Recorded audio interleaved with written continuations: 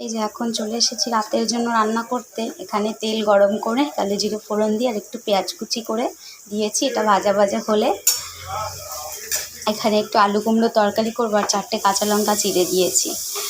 আর আলু কুমড়ো চচ্চড়ি করবো রুটি দিয়ে খাওয়ার জন্য। এদিকে পেঁয়াজটা ভাজা ভাজা হচ্ছে।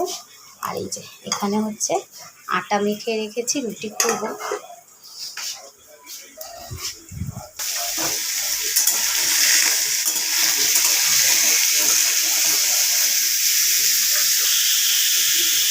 এই যে লবণ আর হলুদ দিয়ে একটু ভাজা ভাজা করে নিয়েছি।